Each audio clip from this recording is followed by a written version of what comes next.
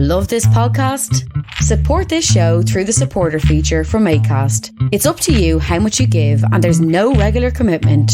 Just hit the link in the show description to support now.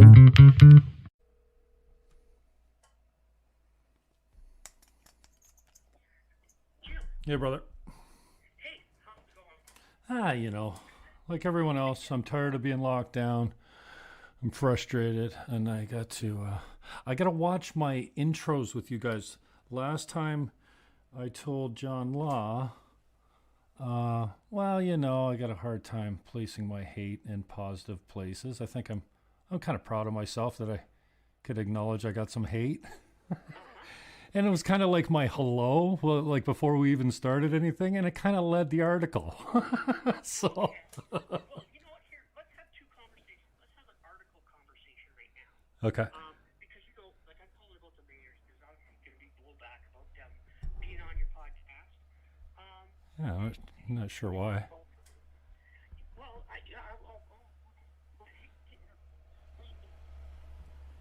assume that you are going to say you're a guy doing a podcast, and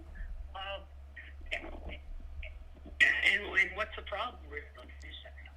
Sorry, Bill. Let me try and call you right back. I got a horrible connection. 1 second, okay? Okay.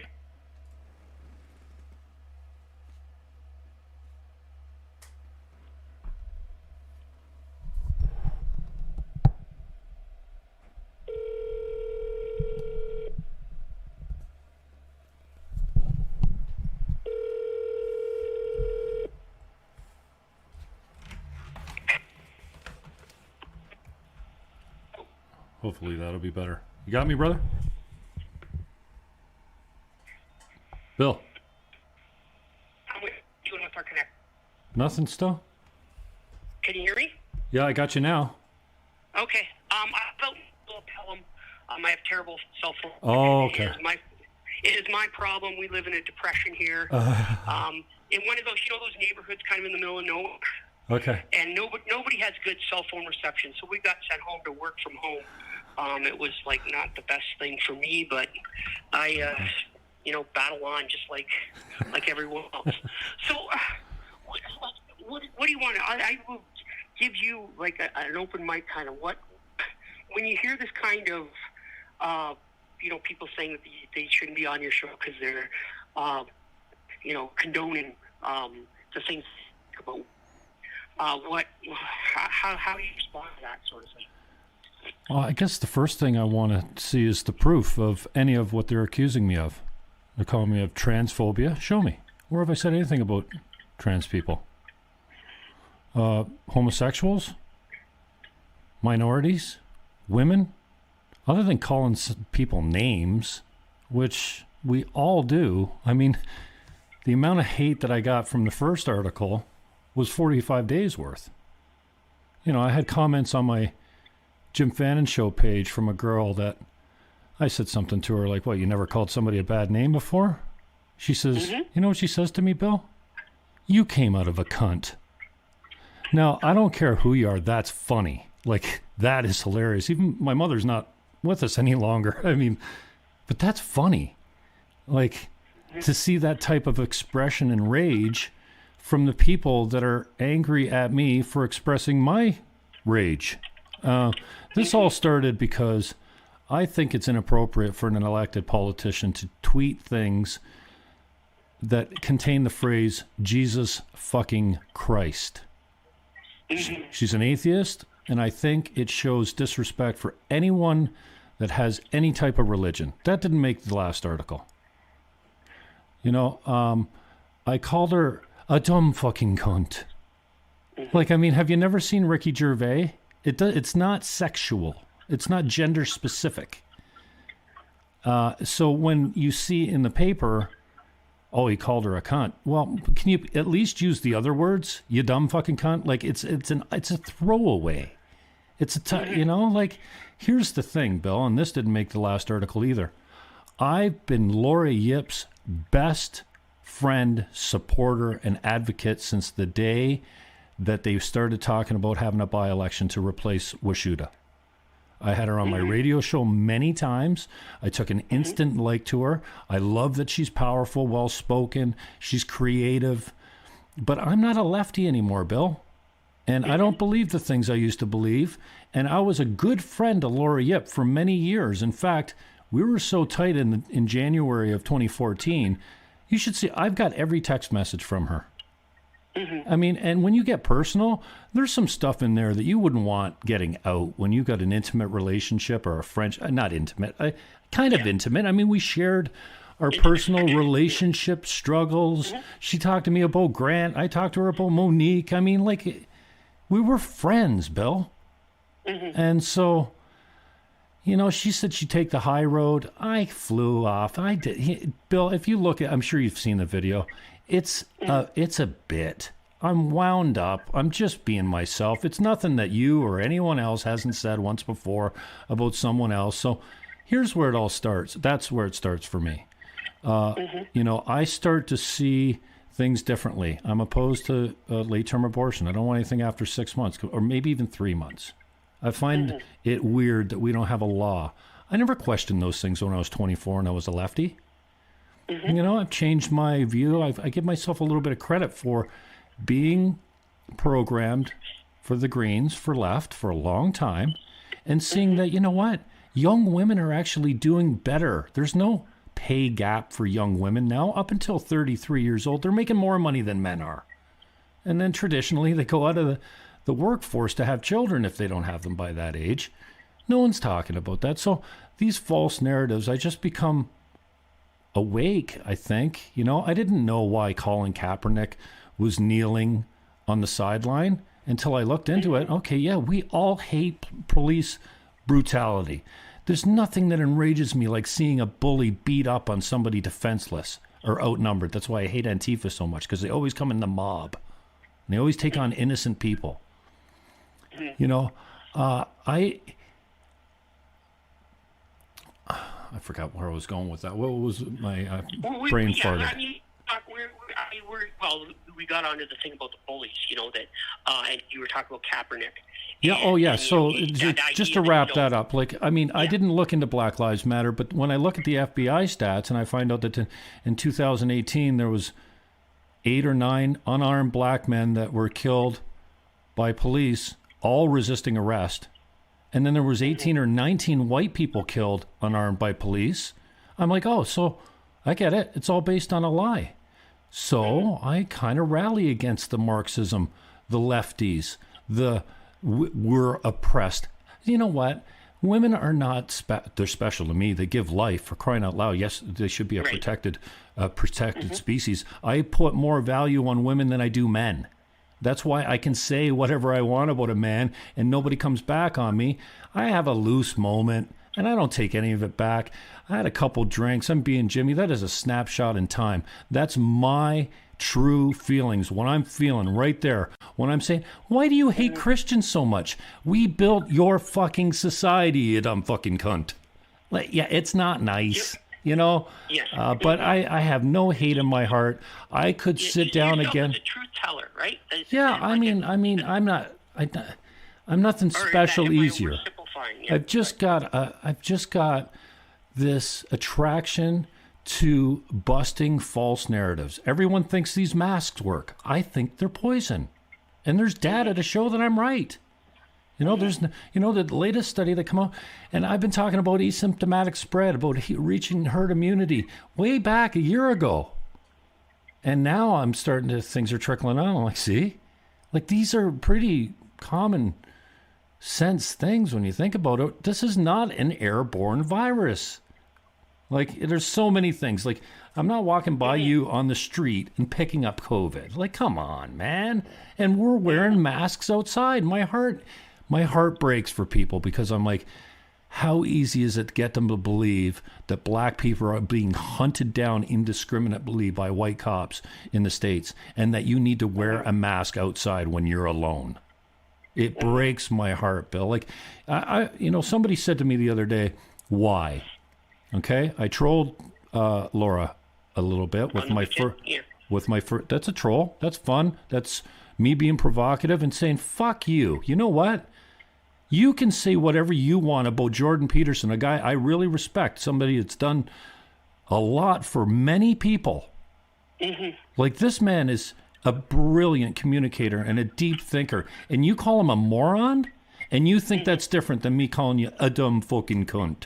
You know, like, so I'm, you know, but I'm haunted by it, Bill. Like, people think I don't give a shit. I just, you know, I'm looking to cause trouble and stuff like this. No, the first time, you know, you get hate mail. Well, I'm sure you've probably experienced some level of it. Nothing like Grant or you, but yeah. I mean, you get 45 days of unrelenting daily hate messages. It tears you up. And same with Grant. I have no problem with Grant, other than I don't think he likes me very much anymore. We used to be fine. I offered when I was last time, you know, doing the mayor's debate. I went to shake his hand. He basically spat in it. He wouldn't shake it, and I called him a fucking punk. And then he stood up to me, and then he told my girlfriend I got angry and he had to throw me out. I walked out. He slammed the door behind me. I got no problem with it. Like, I'll bury the hatchet with anyone, anytime. Grant LaFleche is no different than me or Laura Yip. Laura Yip was a good friend of mine, man. I guess in listening to you, I guess the problem or the disconnect that you can explain for me is that, you know, if you don't like the 45 days of hate mail, why do something that would... Okay, that's exactly it. So that's where I was going with that. Somebody asked me that the other day. Yeah, no, sorry. No, I don't mean to cut you off. Thanks for keeping me on track. Someone asked me that. I mean, I've got a lot of good people that love me, that I can count on to call me on my stuff. They don't always agree with me, and they're good community people. You know, many of them probably. And one of them asked me why. I'm like, oh, geez, that's a good question. So immediately, honestly, what came to me right away is I'm feeling pulled into the federal election. Okay. And I'm feeling like the target is going to be the liberal and the left-leaning ideological possession of women that think that my body, my choice to 9 months is something to shout about. Right? These are my targets now. Not because I hate Laura Yip. I love Laura Yip. She's a good woman. You know, I've told her that many times. I've got the text to prove it. I say that to a lot of my friends, male and female. There's nobody says I love you more than me. I'll probably tell you on the way off this call, love you, brother, because I do. I love people. So I feel like it's in the back of my head. Okay, maybe I'm warming up. Maybe I'm you know, maybe I want to make some noise. I don't know. But here's the thing. I was dragged for 45 days. I was fired from my brokerage, deplatformed by Rob Gill, that has targeted both my Twitter accounts. They're gone now. I'm back to my Team Niagara, which I had for a real estate account. You know, 10,000 followers gone. I had a good little account going. It was fun. Yeah. You know, I had mostly MAGA followers, so I had a lot of support out there that I don't get on left-wing Facebook so much. But they've targeted me. You know, I'm not deeply religious. I struggle to be a good Christian guy. I feel like God was giving me the messages all the time, get out of real estate. And then my broker, who is a new broker, he took over he bought the brokerage. I don't think he was all that thrilled with who I am as a human being. And, you know, he would drag me in for the ridiculous things and make a big deal out of it once in a while. And then so when this came down, he fired me. So I took that to mean maybe God doesn't want you in real estate. This is probably a good time to just listen instead of resist him, right? And so, and I keep getting pulled to this. Bill, I could have conversations like this, guys, with you all day, every day, and love it, because I think somebody might be listening and go, oh, that's not who I thought Jimmy Fannon was. Like, Jimmy Fannon's got a heart. He cares for people. He looks at Bill Sawchuk and sees like a baby. You know, like what you're like when you're a child, like still innocent and stuff. You're like, anyway, I'm blathering now. Sorry. No. Well, I mean, that's what you. The other thing I wanted to ask you, interview-wise, too, was I went back and looked at the last deal, your interview. I'll listen to it or whatever, the podcast deal. And you know, that was kind of like uplifting. That was him talking about cancer and things, and you didn't seem to pull him into I don't get offended, but your shtick, like you've got like a shtick, right, that you do. We don't have to call it a shtick, but whatever. Well, I've got some passionate topics, right? Like these false narratives, busting these up, yeah. But it's very different than the rant or whatever you want to call that. I would call it a shtick, but sorry, you cut out there. Sorry. It was very different than what? It was very different than like some of your other stuff when I call it when you go on a rant, right? It was it was a very kind of straight up interview. It was not what people would expect from, if they didn't ever take the time to listen from a Jim Fannon podcast. Am I right about that? Or I think I got a lot of respect for the people that I interview. Jim Diodati is no different than anyone else, and I think I give them the time of day. And I'm not looking for conflict. I find myself very supportive. So it's right, yeah. If you look at my last interview with Laura Yip, we disagreed on everything and sat here for an hour and a half discussing it. Now I don't think we got anywhere as far as, can we just agree that we shouldn't kill babies after 6 months? Is that okay? Is that so radical? Like, we didn't really get anywhere, and she still claims that women are victims. They're not. I love women. They don't need to, yes, they need protection and all the things that men provide for them, and then some, but they're not victims. We don't need to protect them. We don't need to give them special help. It's sexist. Like, I can't even hold a door for a woman now. She's like, I can get it myself. I'm like, well, you know what? You can go fuck yourself. Like, I'm not going to say that, but that's what I think. I get the car door. I got it for Laura Yip. I walked her back out of the car to her door. I'm not looking for a kiss. I'm a gentleman. I get the door for my niece, for my mother. The car door, Yeah. And so this idea that I'm just full of hate is ridiculous. I'm full of love. I'm angry. Yeah, I'm pissed off. I have my, you want to call it a shtick. I have put my passions and I have my hit list as far as topics go. I don't think girls can become boys. And I think if you help a prepubescent child transition, can we let them reach puberty by themselves? They can't get a tattoo, but they can change their sex. Give me a break. Like, I've got some, and it bleeds over sometimes because my conversations sometimes wander. And if I've got a loose guest, sometimes the next thing, like somebody said to me the other day, hey, I heard you talking to Mike Farkas the other day, the photographer. Why the hell would you bring up abortion? I'm like, oh, geez, you're right. Like, how did that get in there? You know what I mean? Yeah. So. But it seems there's two different things that go on, when you're doing your show. Again, and look, the variety of guests that you have, it's all over the place. Some could call it eclectic, right? It's a collection of, kind of interesting and odd and on point, on topic with the issues of the day. And the music stuff. So you've got all kinds of interests, and you do a good job of communicating it. You seem to get yourself into trouble a lot for what it is. But I mean, you're good, right? I mean, I think is that a good what we've been talking about? Is that it? Again, I'm going to have to can't use everything, but I'll probably use it. But I'm just curious in terms of not so much what's going on. The mining the tweet 3 years ago. Yeah, so that's me saying, basically I explained that already, right? That's me feeling like the first thing that comes to mind, and maybe it's something deeper, maybe this is just it's just a convenient story that I invented, but the first thing, honestly, that comes to me is like, I got a federal election. I'm going to be going up against these type of people.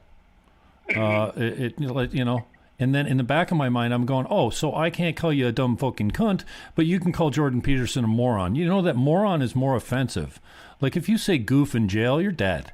Like, anybody that knows anything about code of bikers or the underground, goof, you do not do goof. Yeah. You fight to the death. And so who's to say that moron, fool is in jail too? Fool is nasty. Like, you better be ready to fight for your life, right? Yeah. So moron, I find silly because obviously Jordan Peterson is not a moron. He's a clinical psychologist, for crying out loud. He's a brilliant thinker. He's written 2 books. He does,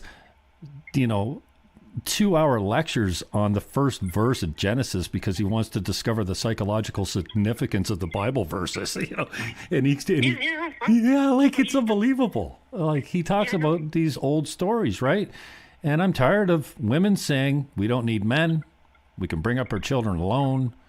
Here's, Bill, for me, the number one problem today in the world, in North America, let's say, fatherlessness. Men are out of the family.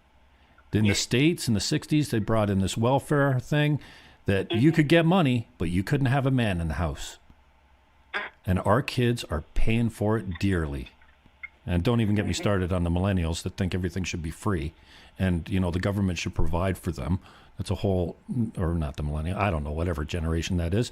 But fatherlessness is it's not racist or bigoted to say that the traditional family with man and wife is the best family setup. It's the most successful for children.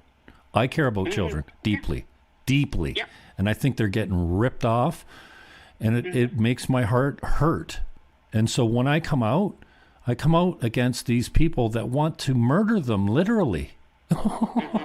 And they think that's okay. And then, Bill, they're so hypocritical. They go down to Marineland to protest caged animals.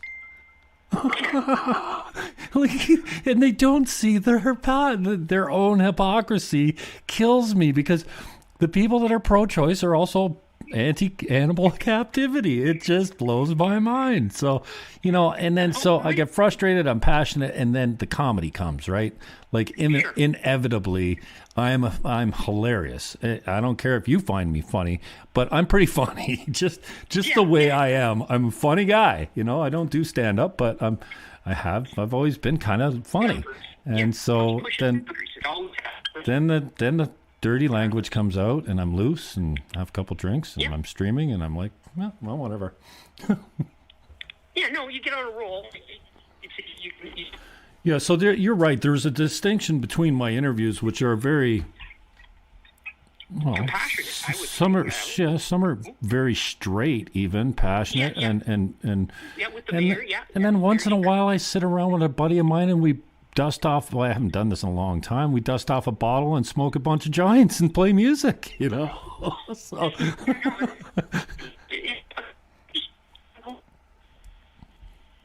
This is for the story so much, because I got your and you're obviously curious. You're interesting.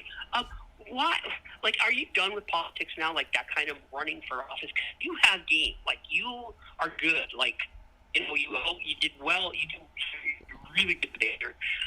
You know issues. You come across. You take command. Of an audience, or a Q&A session, or whatever you want to call it. I enjoy it. But I wonder about the choice of the party.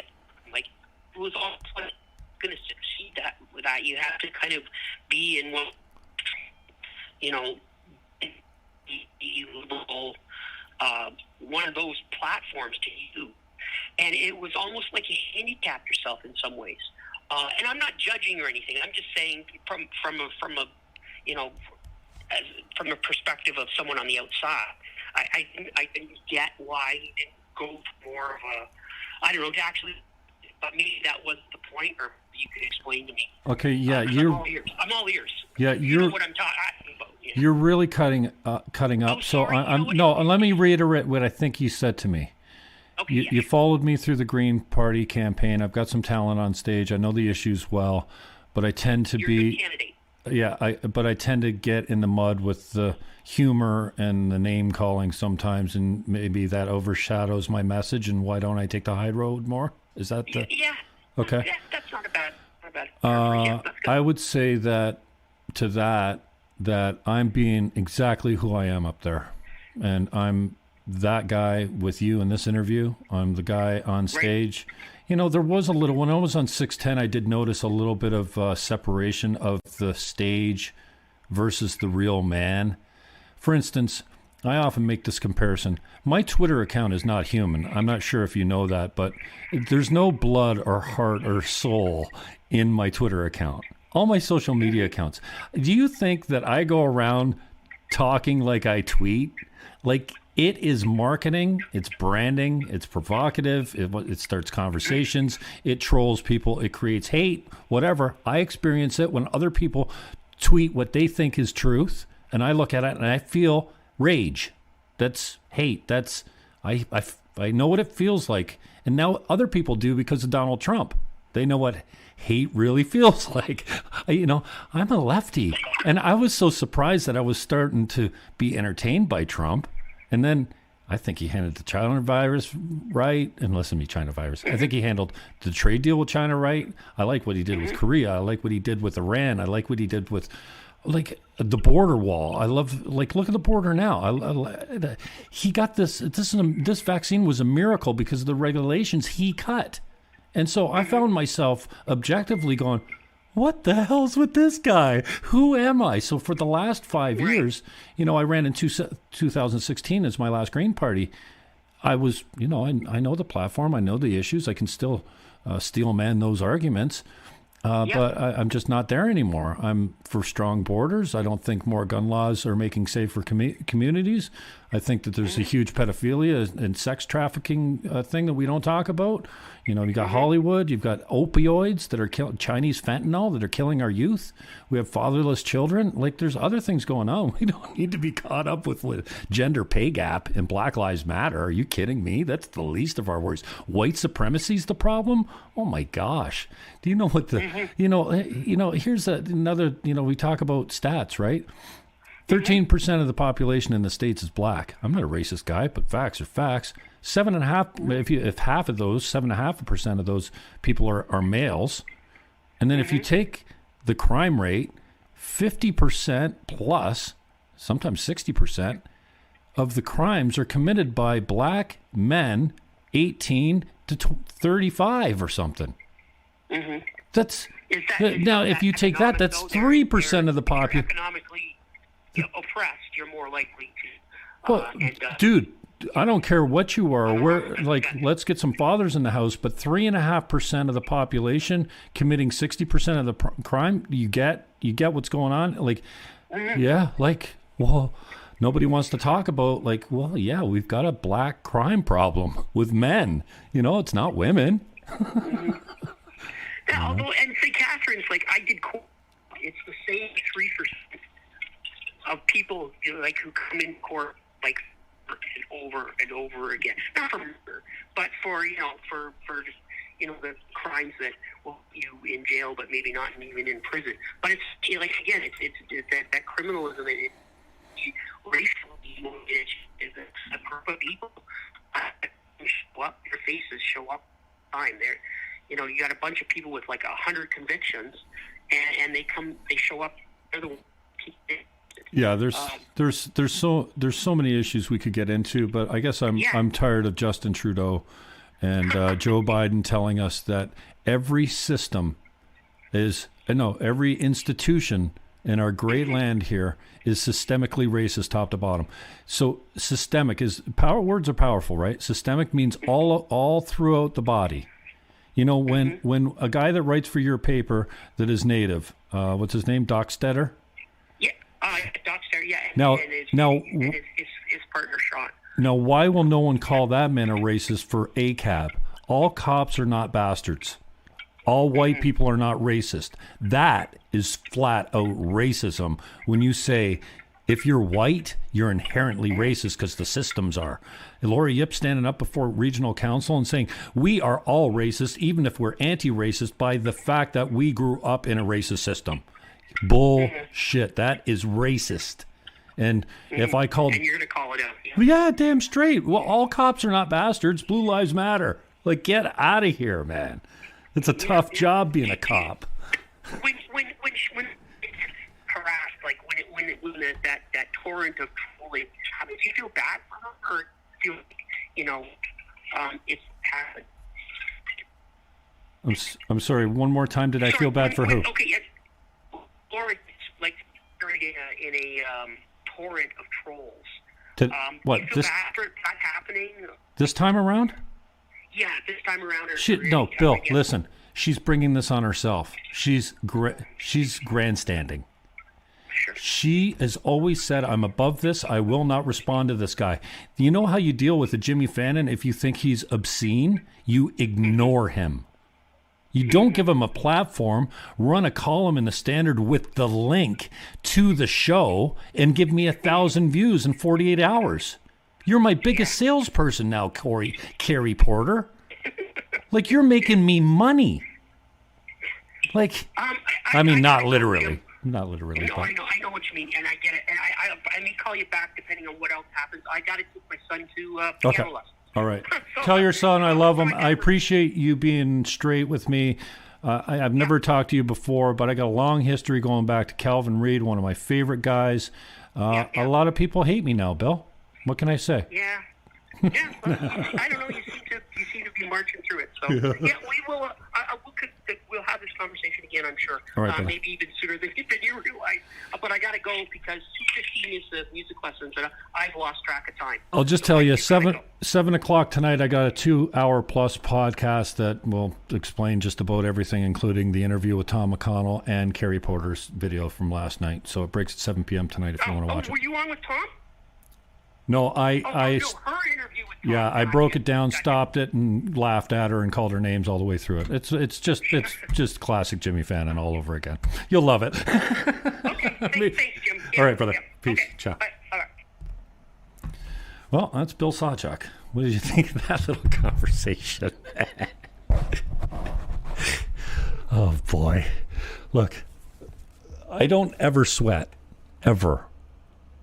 This is 4 days now. As soon as I wake up in the morning, this. I mean, coffee doesn't help either. 4 days. Straight adrenaline. And then yesterday it was an 8-hour migraine or 10-hour, 12-hour migraine, man. It was nasty. That was Bill Sawchuk. Look at that face. He looks like a little baby. I don't know. I think he sounded like a good guy. I've given these interviews before, and the articles sometimes are not that friendly. Right. I'm not sure if anyone's even going to watch this, but I need to get a shower. It's 2:18, Thursday, March 18th, 2021. I love you guys. Oh.